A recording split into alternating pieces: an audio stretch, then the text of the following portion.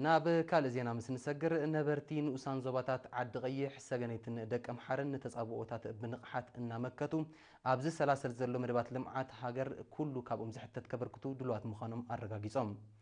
ንሳቶም ምስ ኣመሓዳሪ ዞባ ደቡብ ኣቶ ሙስጠፋ ኑር ሕሴን ኣብ ዘካየድዎ ርክብ መንግስቲ ምዕቡል ትሕተ ቅርጽን ትካላት ማሕበራዊ ኣገልግሎትን ንምውዳድ ንዝገብሮ ዘሎ ገዚፍ ወፍሪ ድሕሪ ምምስጋን ተዋዲዱን ዘሎ ክከናኸኑን ዝጎደለ ክምልኡን ብዝለዓለ ከም ዝነጥፉ ገሊጾም ካብ ነበርቲ ንኡስ ዞባ ሰገነይቲ ወይዘሮ ምሕረት መሓርን ወይዘሮ ፍረወይኒ ወልደ ስላሰን ዘካየድ ዘሎ ወፍሪ ልምዓትን ህንፀትን ሓለፋ ኩሉ ንደቂ ኣንስትዮ የርብሕ ብምህላው ኣብ ናብራ ነፍሲ ወከፍ ስድራ ቤት መስተርሆት ይረአ ከም ዘሎ ኣረድየን ነበርቲ ጉራዕ ዳምባን ማይ ዕዳጋን ኣቶ ተስፋ ኣለም ገብረስላሴ ኣቶ ተሻለ ተኸስተን ወይዘሮ ኣበባ ባህታን ብግድኦም ኣብ ንኡስ ዞባ ደቀ ምሓረ እኹል ትካላት ማሕበራዊ ኣገልግሎት ተዋዲዱ ይጥቀምሉ ከም ዘለዉ ብምብራ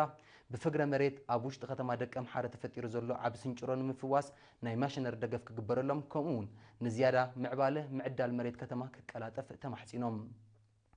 ኣመሓዳሪ ዞባ ደቡብ ኣቶ ሙስጠፋ ኑር ሕሴን ብወገኑ ህዝቢ ዋናን ሓለዋን ከባቢኡ ብምዃን ኣብ ዝወፁ መደባት ተሳትፍኡ ምስ ዘዕዝዝ እዛ ግዜ ዝተማልኡ ኣገልግሎታት ኣብ ዝሓፀረ ግዜ ክፍትሑ ከም ዝኽእሉ ጽኑዕ እምነቱ ገሊጹ